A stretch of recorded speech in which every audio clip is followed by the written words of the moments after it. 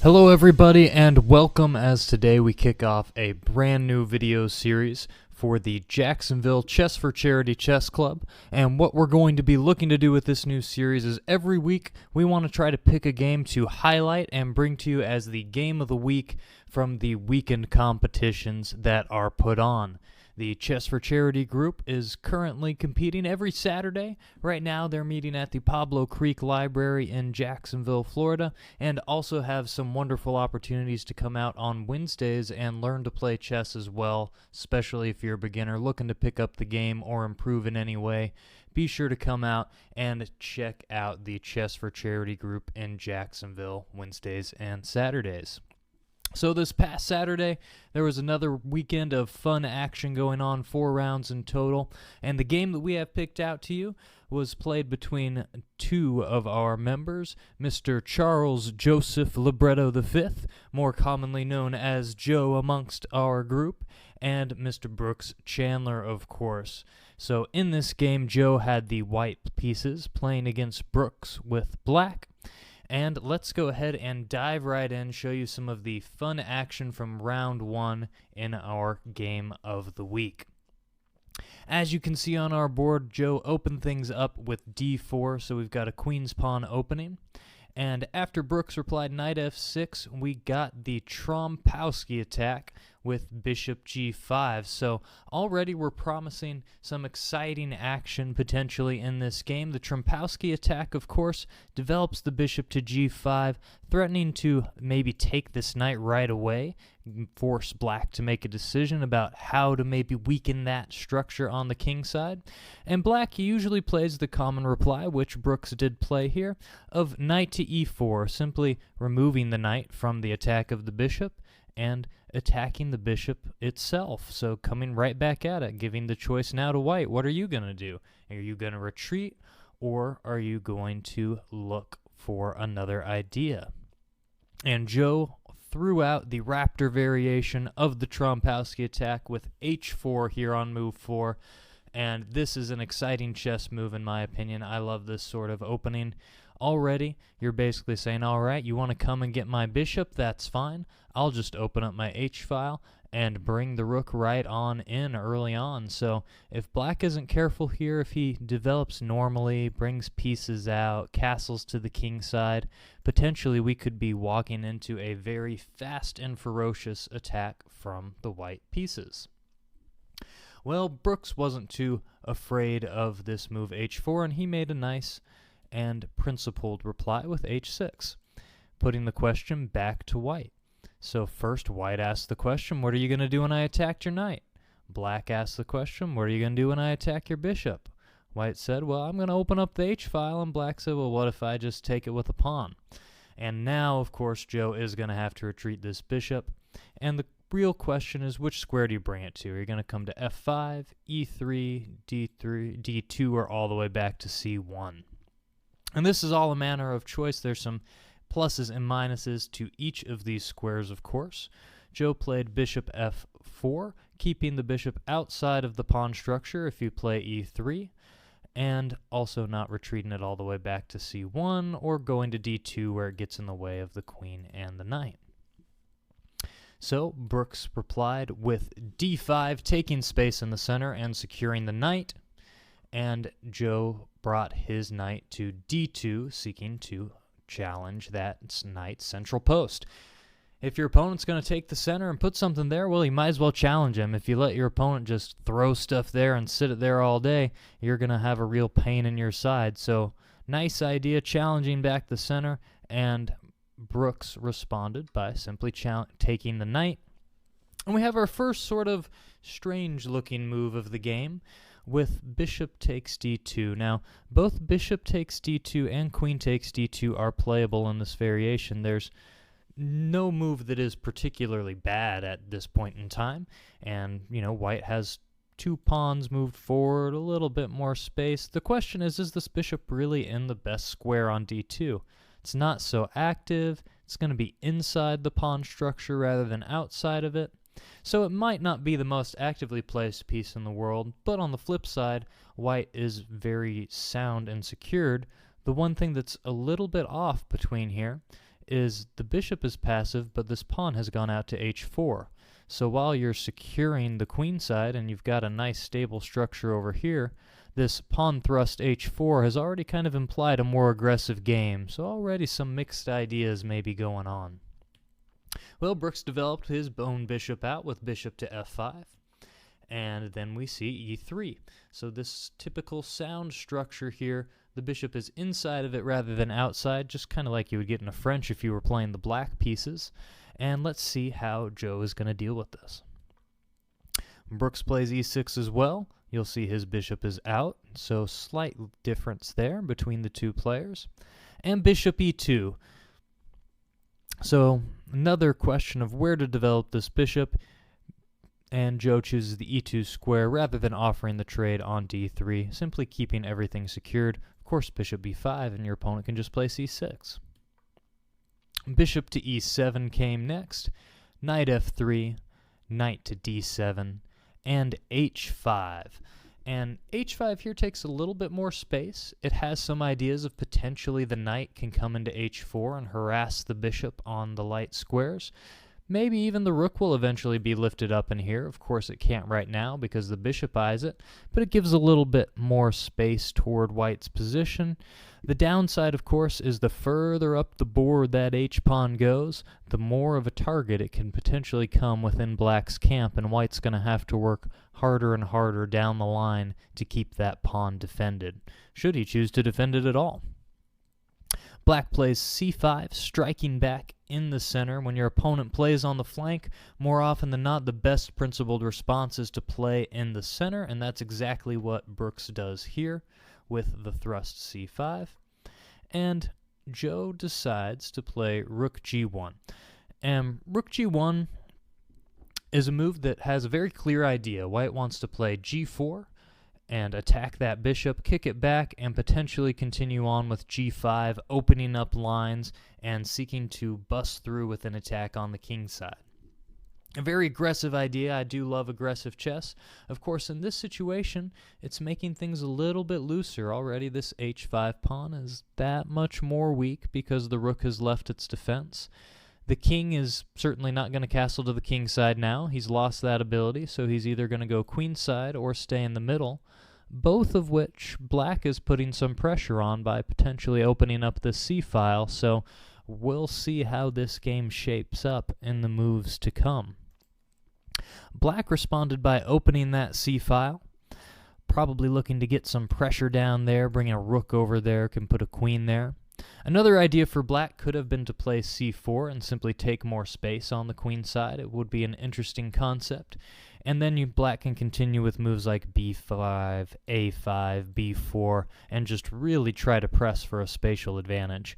However, c takes d4 opens up that c-file and seeks to immediately place pieces on it in order to put pressure on the white queen side with a more direct piece attack rather than a slow pawn build.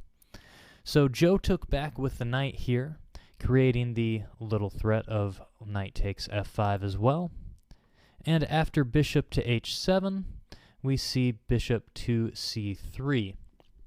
So bishop c3 looking to improve the bishop, which has been bad, as we mentioned before, now that it was inside the structure, trying to get it back to the outside of the structure. And white actually has a couple of different ideas here. I mean, for one, it's already on the longer diagonal, which is nice. But also, white could even consider maybe a maneuver like queen d2 here and create a queen-bishop battery, and maybe even play moves like bishop to b4 and trade off the quote-unquote bad bishop that way as well. These are all sort of ideas that white could consider in the future. Well, Brooks went ahead and played rook c8, putting that pressure down the c-file, and also, there's some ideas even here for black of maybe he's going to sacrifice that rook, right? There's nothing else really defending this c3 square. So rook takes c3 is something that's always going to have to be considered from white.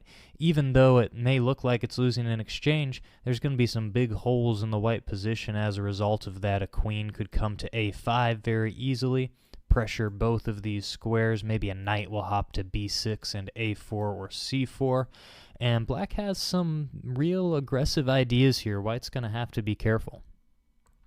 White played bishop d3, and this creates an immediate face-off between the bishops. So the h7 bishop and the d3 bishop eyeing each other down. Which one is going to flinch in our scenario here? Well, Black decided to go ahead and play the move a6. And a6 gets a little bit more control of the b5 square, so it's seeking to keep any pieces from coming to there. It also prepares the push b5 itself. The problem with a6 that I don't particularly love for Black here is after White plays bishop to takes h7, which wasn't what happened in the game, but if White plays bishop takes h7, Black's going to lose the right to castle on the king side after rook takes h7 as well. Of course, this isn't the end of the world, but the rook is even more oddly placed on h7. It's going to have to reroute back and around, or some pawns are going to have to move. Black's going to have some real difficulty getting this h7 rook into the game, and with all the pressure he's building here quickly, if Black could be ahead in development rather than behind, that could be a real boon. So I don't love the move a6. However, White goes ahead and plays knight to f3. So sort of allowing Black to get away with this idea, and there's a very big difference in the position now. This bishop has been opened up onto the diagonal, so White is threatening the g7 pawn, but Black can not only defend this in an aggressive manner, but also sort of make that idea that we talked of before, bishop h7, much less attractive. And Black plays the move bishop to f6 here. And as I said, this accomplishes a couple purposes. Of course, it defends the g7 square. We now have pressure back against c3 because both the rook and the bishop are eyeing down here. So double bishop face-off going on these diagonals. All sorts of tension happening in this position. But now the problem is, after bishop takes h7, which is what happens in the game, it's not so bad for Black anymore, because he can now play an in-between move. He can play bishop takes c3 and mess up White's structure here. Interestingly enough, Black goes ahead and plays rook takes h7. This gives White one more move that helps him untangle. I think it's a little bit more accurate to take bishop takes c3 first. And queen d3 looks to defend c3 that way, since it was attacked 2 times, but still nonetheless, bishop takes c3 and pawn b takes c3, and we end up in almost the same position as if the bishop had intermezzoed and taken on c3 before. White now has the double isolated c-pawns. This is going to be a serious target. Of course, the rook on h7 is under threat by the queen, so Black is going to have to do something about this. But I think that this misplaced h7 rook is a fair trade-off for the weakened queen side that White has. These are going to be serious, static, long-term disadvantages, and White's going to have to play with a lot of energy in order to overcome this. If White wants to, find a way to put this knight and this queen, any sort of developmental dynamic advantage he has in motion, it's going to have to come very fast. Black played rook to h8 in order to get out of the attack. Another interesting idea could have been knight to f6, defending the rook and threatening to play the move knight to e4, which also would prevent the queen's attack of the rook, and then add even more pressure to c3. I think this would have been a very nice looking move for Black, although of course it always looks a little precarious to just defend this awkward h7 rook with the f6 knight. If it could be attacked, this whole thing could be undermined. But in this situation, because Black has such a straightforward idea of knight e4, it's going to be very hard for White to defend. White may have to play a move like knight d2 just to keep the knight off of that square. And anytime you can force your opponent to move backwards rather than forwards and keep your own pieces coming forwards, it's always a great option to have on the table. But rook h8 was played in the game, simply moving out of danger, nice and solid, and Black is very solidified. I mean, look at his structure. 2 nice islands. White's islands are in pieces over here. and white's definitely going to have to come up with something fast if he wants to stick around in this game. King e2 was played, trying to connect the rooks and get them active in the fight. And black has a lot of options here. There are a lot of good-looking moves. There's knight f6, there's rook c4, and the move that Brooks played in this game was queen to f6, and already white has to answer a serious question. How are we going to deal with the threat against this c3 pawn? And the answer is not so easy. If king to e d2, trying to hold everything together, black has moves like knight to c5, and then aiming for the e4 square with a fork on the king and the c3 square, so this isn't going to work. For example, knight c5, and after the queen moves, where do you put the queen? Maybe d4, trying to trade off, but knight e4 anyway, and now you have three attackers with the x-ray on c3. This is not going to be very good for white. And so you can't move the king to d2.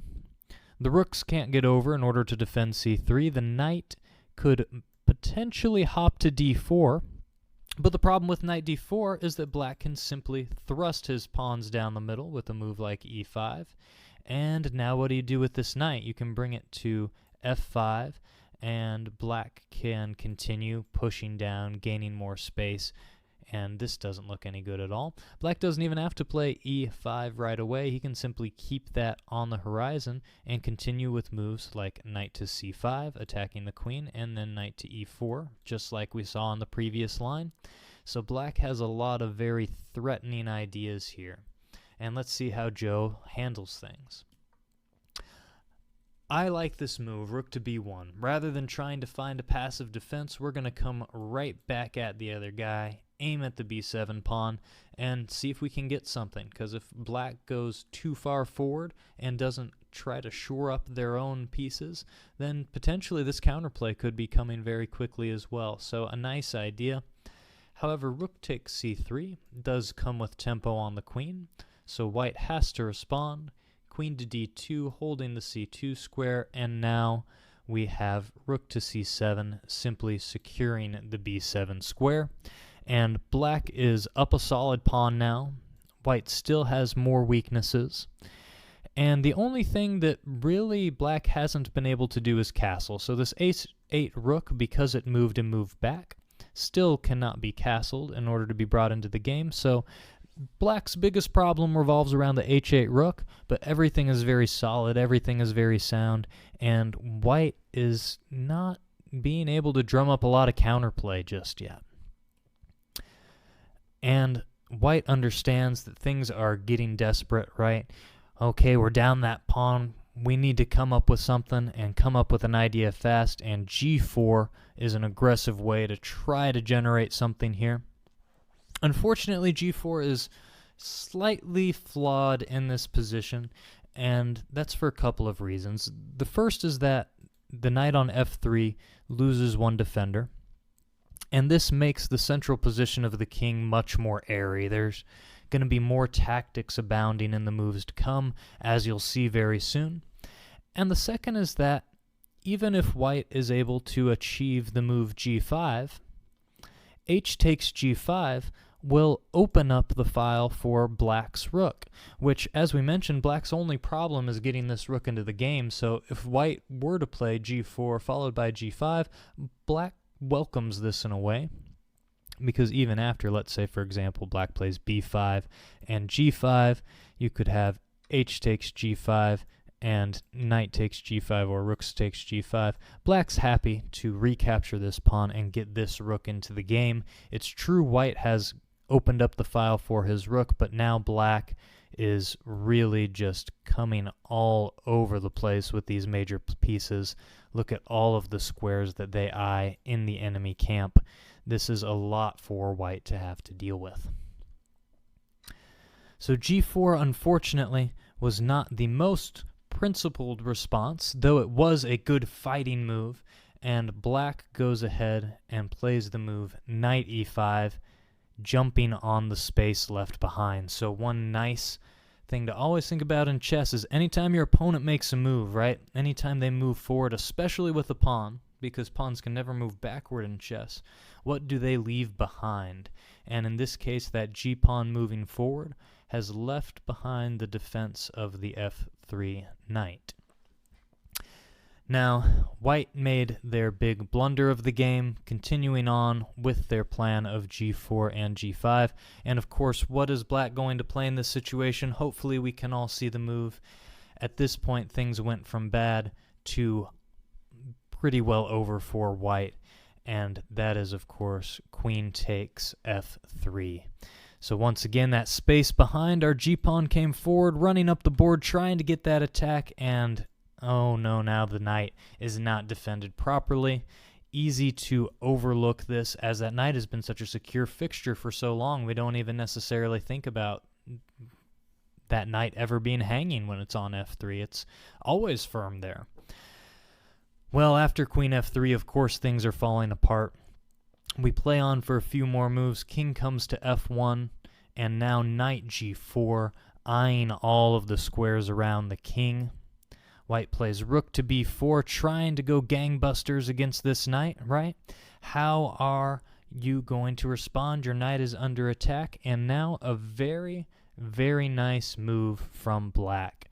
And even though black is up a piece, they could simply retreat the knight, be up a material, and consolidate. Very nice tactical shot here, taking advantage of some nice geometry within the position. When you are on the attack, when you are on the initiative, let's imagine even if black didn't have this h8 rook for a minute, because it really isn't participating. You could argue that white would be up an exchange, right? White would be up an exchange for a pawn, but even then black's attack would be crushing, and what move would come crashing through here? Let's see what Brooks comes up with. Rook takes c2, and this is a big brilliancy move. I love this move. Very similar to some classical games. And what is the idea of just offering the rook sacrifice? Well, if white plays queen takes rook, then black has a very, very nice move. Knight e3 check, and the whole shebang is coming in. The queen has pinned the pawn to the king, and the knight cannot be recaptured. White is going to be losing the queen. So, of course, white cannot take the rook. And if you can't take the rook, well, there's not a whole lot left to do. Where is this white queen going to go? If the queen moves up, the rook can come crashing down to c1 with check and mate, as there's not going to be any good way to stop that. If the queen comes to e2, it's just going to be captured. On d1, it's just going to be captured. So the queen goes to the only other square it can, queen to e1. And how does black finish off the game here? If you haven't seen it yet, make sure you pause your videos, take a minute in order to find the final blow. And black is going to play the move knight to h2 checkmate and cap off a nice attacking game.